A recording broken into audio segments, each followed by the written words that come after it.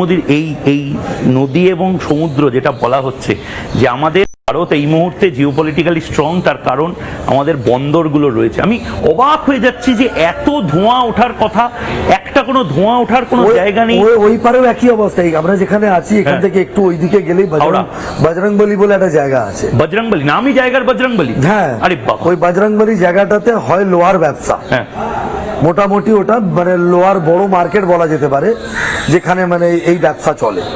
তো ওই এলাকাটাই হচ্ছে, এখান থেকে একটু এগিয়ে গেলে ঘুষড়িটা হয়ে যায় বালি বিধানসভায়।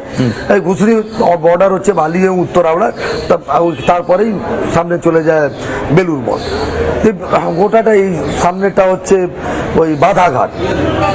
তো ওই গোটা অঞ্চল মানে গঙ্গার দুই পারে। এইটারও তো আমূল পরিবর্তন নরেন্দ্র মোদী করতে পারে যদি চান। তুমি গঙ্গা নদীটাকে বীজপুর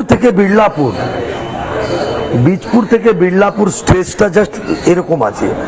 এই পারে এইদিকে হচ্ছে উত্তর 24 পরগনা, এখানে কলকাতা, এখানে সামান্য দক্ষিণ 24 পরগনা, এইখানে হাওড়া, সামান্য হুগলি, এদিকে মানে হাওড়া রুরাল বলা যেতে পারে।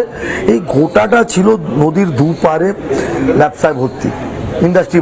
একটা সময় ওই অঞ্চলটাকেই বলা হতো শেফিল্ড।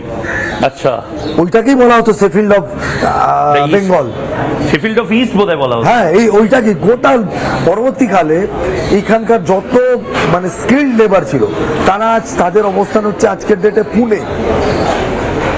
কারণ টাটার ফ্যাক্টরি যেই মুহূর্তে পুনেতে এস্টাবলিশড হলো, বড় গাড়ি যখন টাটা পুনেতে বানাতে শুরু করলো, লেদের কারবার এখান থেকে উঠে গেল, তারা সবাই এখান থেকে শিফট করলো, সব মুম্বাই, দিল্লি, গুজরাটে চলে গেল। 90% শিফট করেছে পুনেতে। পুনে, মহারাষ্ট্রের পুনে। ছোটবেলা থেকে যেহেতু গঙ্গার এপার ওপার সময় ফলে রাজনৈতিক কাজে বা ব্যক্তিগত কাজে যাতায়াত আছে, তাই সেটা আমি জানি বলে বলছি আর কি।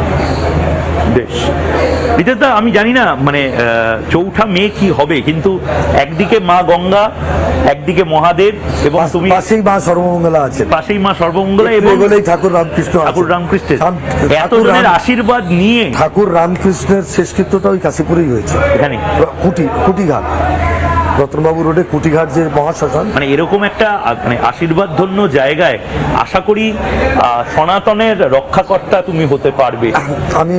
আমি নিশ্চিত ঈশ্বর আমাকে সেই কাজ করার সুযোগ দেবেন।